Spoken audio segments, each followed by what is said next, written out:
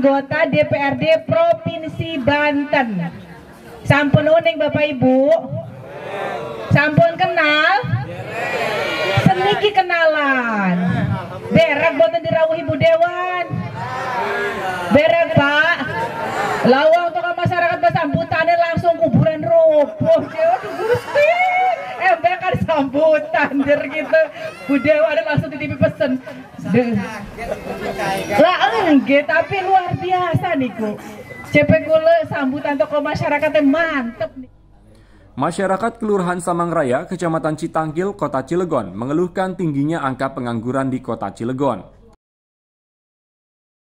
Warga mengaku kesulitan mendapat pekerjaan di industri yang ada di Cilegon, karena selama ini lowongan pekerjaan di industri tersebut kebanyakan diisi oleh warga dari luar daerah Cilegon.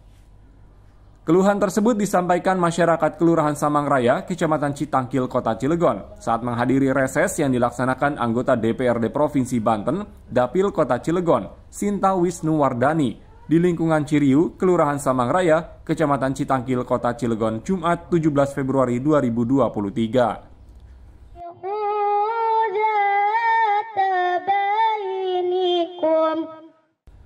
Reses masa persidangan kedua tahun sidang 2022-2023 ini dihadiri juga oleh Wakil Ketua DPRD Kota Cilegon dari fraksi PKS, Nuratul Uyun, pengurus PKS Kecamatan Citangkil, serta ratusan warga Kelurahan Samangraya. Supendi, warga setempat mengatakan, dia dan beberapa temannya sangat sulit mendapatkan pekerjaan. Apalagi yang hanya lulusan SLTA, yang lulusan sarjana atau S1 pun sulit mendapatkannya. Menurutnya, perusahaan industri di Kota Cilegon kebanyakan menerima pekerja baru yang sudah memiliki pengalaman. Supendi berharap kepada Sinta Wisnuwardani agar menyampaikan aspirasi tersebut kepada pemerintah daerah, sehingga bisa membuat regulasi agar industri mengutamakan pekerja lokal saat menerima lowongan pekerjaan. Saat ini pekerjaan itu sangat sulit sekali. Apalagi yang lulusan SMA, lulusan S1 aja sulit kalau belum ada pengalaman atau skill yang dia dapatkan.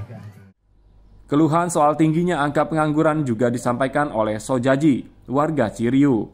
Menurut Sojaji, Kota Cilegon yang dijuluki sebagai kota industri, namun angka penganggurannya masih sangat tinggi. Sojaji mengatakan kebanyakan pekerja di perusahaan industri di Kota Cilegon justru dari masyarakat luar Kota Cilegon. Padahal menurut Sojaji, masyarakat Cilegon juga memiliki skill dan keterampilan yang bisa bersaing dengan masyarakat luar. Sojaji mendesak kepada perusahaan industri di Kota Cilegon agar mengutamakan masyarakat lokal dalam penerimaan tenaga kerja. Cilegon katanya kota industri, kota terkaya, pengangguran masih banyak nih. Yang kerja bukan orang pribumi, tapi orang-orang luar. Dianggapnya orang Cilegon itu IQ-nya rendah, SDM-nya rendah. Makanya cabutnya pada dari luar-luar. Saya tahu kebanyakan dari Cimahi ngambilnya. Maaf ini mah, Cimahi, Lampung, ya pokoknya dari luar kota. Dianggap Cilegon itu nggak punya SDM yang berkompeten lah gitu. Tolonglah kalau semua ada lowongan kerja, lowongan ini tolonglah utamakan masyarakat pribumi. Menanggapi aspirasi masyarakat terkait pengangguran, Sinta Wisnuwardani yang duduk di Komisi 5 DPRD Provinsi Banten mengatakan bahwa Provinsi Banten menduduki peringkat ketiga angka pengangguran tertinggi di Indonesia setelah Riau dan Jawa Barat. Di Provinsi Banten sendiri, Kota Cilegon menempati urutan kedua tingkat pengangguran tertinggi setelah Kabupaten Serang. Padahal menurut Sinta, di Kota Cilegon banyak berdiri perusahaan industri. Sinta berpendapat bahwa masih tingginya angka pengangguran di Cilegon disebabkan beberapa faktor. Di antara faktor krisis ekonomi global, kondisi pasca pandemi corona, dan faktor lainnya karena industri yang ada adalah industri padat modal, bukan padat karya, sehingga pengoperasian industri tersebut lebih banyak menggunakan teknologi. Memang di Banten ini kalau dilihat dari angka pengangguran, tingkat pengangguran itu kita posisi yang ketiga. Setelah Riau, kemudian Jawa Barat, dan kemudian Banten. Di Bantennya sendiri, Cilegon ini urutan kedua setelah Kabupaten Serang. Nah, padahal kalau kita lihat tidak kurang banyak sekali industri ya yang ada di Kabupaten Serang maupun di Kota Cilegon ya kinanya.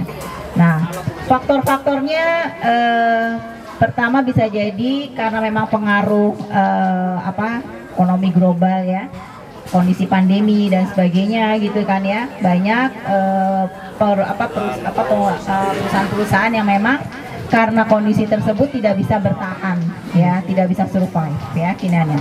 Dan konsekuensinya mungkin mereka melakukan pengurangan ya kinanya. Kemudian yang kedua terkait juga dengan industri yang ada. Industri yang ada bisa jadi banyaknya padat modal, bukan padat karya ya, sehingga teknologi yang banyak ya. Kita ya ini aja ya sederhana ya. Dulu kalau kita ke jalan tol ya, itu kan orang yang nerima ininya terus, tapi kan sekarang kita nggak ketemu orang lagi ya, langsung gesek kartunya.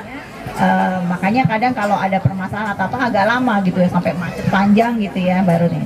Nah begitu juga perkembangan, itu mau nggak mau perkembangan zaman ya, jadi industri yang ada banyaknya sekarang adalah padat modal ya gini. Kemudian yang ketiga juga harus ada ini bisa dikatakan political will ya dari pemerintah daerah setempat. Selain persoalan pengangguran, aspirasi lain yang mencuat adalah menyangkut lampu penerangan jalan umum atau PJU. Sartono, warga Samang Raya yang juga kader PKS, mengatakan bahwa jalan raya mulai dari arah Citangkil sampai Ciwandan, lampu penerangan jalannya sudah mati. Sehingga ketika malam hari, kondisi jalan raya tersebut sangat gelap.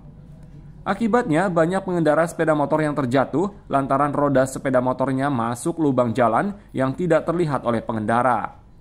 Sartono berharap masalah tersebut segera diselesaikan karena menyangkut keselamatan masyarakat luas, terutama bagi mereka yang sehari-hari melintas jalan tersebut. Terkait dengan penerangan jalan, Bu Dewa.